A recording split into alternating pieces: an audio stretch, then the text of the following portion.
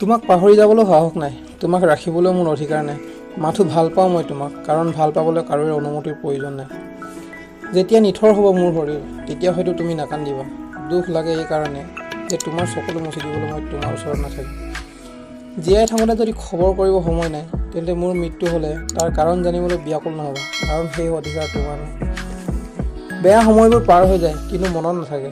কিন্তু আপোন মানুহবোৰ সলনি হৈ গ'লে চিৰদিন মনত থাকে। মাজে মাজে ভাবোঁ, মানুহৰ লগত মিঠা কথা ক'বলৈ নিশিকিলোঁ। চেনি দিয়া এন খোৱাটো ফাল্টু যেন লাগে। সেয়েহে কিজানি মোক ভাল পোৱা মানুহৰ সংখ্যা কম।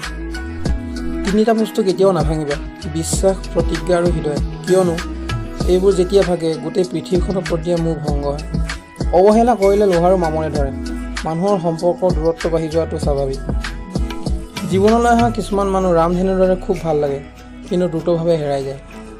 প্ৰেম মানে স্পৰ্শ নহয়, প্ৰেম সেয়া য'ত তোমাক স্পৰ্শ নকৰাকৈ তোমাক অনুভৱ কৰিব পাৰে সহস্ৰবাৰ। কিছুমান সঁচা ভালপোৱা হেৰাই যায় একমাত্ৰ আমাৰ সমাজৰ বিভিন্নতা, সমাজ আৰু পৰিয়ালৰ অসন্মতিৰ বাবে। বিশ্বাস আৰু নিশ্বাস খুব প্ৰয়োজন, এবাৰ হেৰাই গ'লে ঘূৰাই পোৱা নাযায়। ভালপোৱাত ফূৰ্তি নাছিল, ফূৰ্তি আছিল তোমাৰ বিশ্বাসত। মান, অভিমান, খং, কাজিয়া এইবোৰ সকলোৰে সৈতে কৰিব নোৱাৰি, এইবোৰ কৰাৰ বাবেও অধিকাৰ লাগে।